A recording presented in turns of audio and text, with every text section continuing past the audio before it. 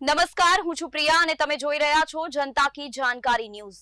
નજર કરીએ આજના સમાચારો। ડીસા તાલુકાના માલગઢ નજીક રોડની સાઈડમાંથી એક યુવકનો મૃતદેહ મળી આવતા પંથકમાં ચકચાર સાથે અરેરાટી મચી ગઈ છે।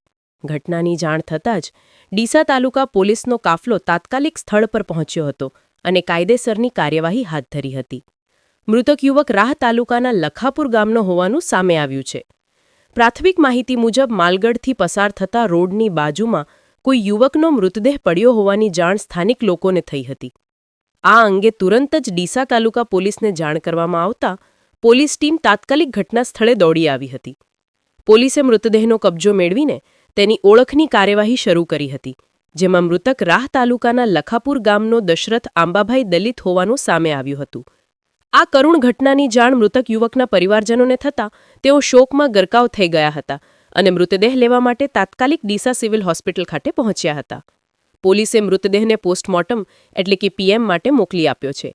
આ બાબતે તાલુકા પોલીસે હત્યા કે આત્મહત્યા તે બાબતે ઊંડી તપાસ હાથ ધરી છે, જેમાં આ યુવકનું મોત કેવી રીતે થયું તે એક મોટો સવાલ છે। યુવકની હત્યા કરવામાં આવી છે કે તેણે કોઈ કારણોસર આત્મહત્યા કરી છે તે અંગેનું રહસ્ય અકબંધ છે। પોલીસે જણાવ્યું છે કે પીએમ રિપોર્ટ આવ્યા બાદ જ યુવકના મૃત્યુનું ચોક્કસ કારણ અને તેની પાછળના સંજોગો સ્પષ્ટ થશે, જેના આધારે કાયદેસરની કાર્યવાહી આગળ વધારવામાં આવશે। પોલીસ આ મામલે સઘન તપાસ કરી રહી છે અને યુવકના પરિવાર તેમજ સંપર્કમાં રહેલા લોકોની પૂછપરછ પણ હાથ ધરી શકે છે। રિપોર્ટ ભરત ઠક્કર, ડીસા।